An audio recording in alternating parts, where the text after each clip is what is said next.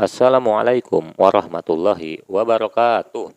Bertemu kembali di channel Ki Demang Manapa, sebuah channel yang akan mengisahkan kepada kisanak dan nyisanak kisah-kisah tentang masa lalu, tentang para raja, tentang para pendekar, tentang para ulama.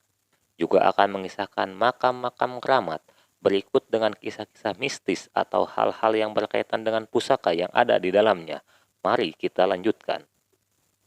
Kali ini, Ki Demang akan mengajak Kisanak dan Nyisanak untuk kembali mengingat kisah tentang Raden Kian Santang, salah satu putra dari Prabu Siliwangi. Beragam versi berkembang di tengah masyarakat mengenai cerita Raden Kian Santang, yang merupakan salah satu putra dari Prabu Siliwangi. Dalam satu versi disebutkan, Raden Kian Santang lahir dari rahim Dewi Kumalawangi di Pajajaran tahun 1315 Masehi. Ada juga yang menyebut Raden Kian Santang lahir dari Nyai Subang Larang atau Nyai Subang Karanjang. Nyai Subang Larang sendiri merupakan murid dari Mubalik Kondang yaitu Syekh Maulana Hasanuddin atau terkenal dengan Syekh Kuro Karawang. Dikisahkan, suatu waktu datang pasukan dari dinasti Tang yang hendak menaklukkan kerajaan Tarumanegara. Namun berkat Gagak Lumayung, julukan untuk Raden Kian Santang, pasukan Tang dapat dihalau dan lari tunggang langgang meninggalkan kerajaan Tarumanegara. Semenjak saat itu, Raden Gagak Lumayung diberi gelar yaitu Raden Kian Santang atau dalam bahasa Cina berarti penakluk kerajaan Tang. Awal mula Raden Kian Santang memeluk agama Islam dikisahkan dalam Babad Godog. Diceritakan bahwa Raden Kian Santang muda saat itu dikenal dengan julukan Raden Gagak Lumayung. Konon, Raden Kian Santang juga sangat sakti mandraguna. Tubuhnya kebal, tak bisa dilukai senjata jenis apapun. Auranya memancarkan wibawa seorang kesatria, dan sorot matanya menggetarkan hati lawan-lawannya. Diriwayatkan, Prabu Kian Santang telah menjelajahi seluruh tanah Pasundan, tapi seumur hidupnya, dia belum pernah bertemu dengan orang yang mampu melukai tubuhnya. Padahal Raden Kian Santang sangat ingin sekali melihat darahnya sendiri. Dengarlah semuanya, aku adalah orang yang paling sakti di dunia ini. Tak ada yang mampu menandingi kehebatanku. Maju semua kalian. Delucung aing di dia. Cek Kian Santang atau seru Kian Santang dengan sombong sambil berkacak pinggang. Semua orang tak berdaya, tak ada pula yang berani. Semuanya hanya bisa diam. Kepalanya tertunduk lemah, tak berdaya mendengar tantangan dari Raden Kian Santang.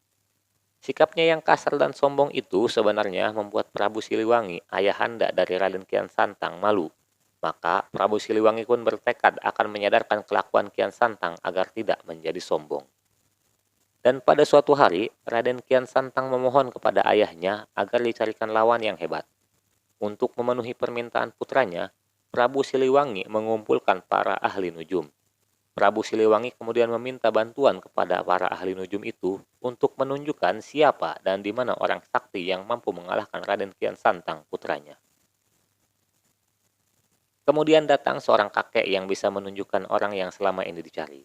Menurut si kakek tersebut, orang gagah yang bisa mengalahkan Raden Kian Santang adalah Saidina Ali yang berada di tanah Mekah. Aku ingin bertemu dengannya, panggihkeun aing jamaahna, kata Raden Kian Santang. Untuk bisa bertemu dengannya, ada syarat yang harus Raden penuhi, kata si kakek tersebut.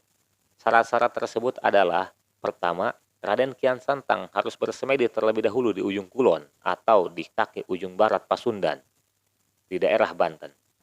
Selain itu, Raden Kian Santang juga harus berganti nama menjadi Galantrang Setra.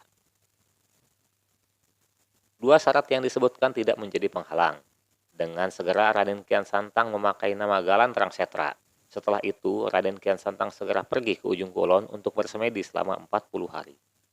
Selanjutnya, Raden Kian Santang yang kini bernama Galantrang Setra pergi ke Mekah.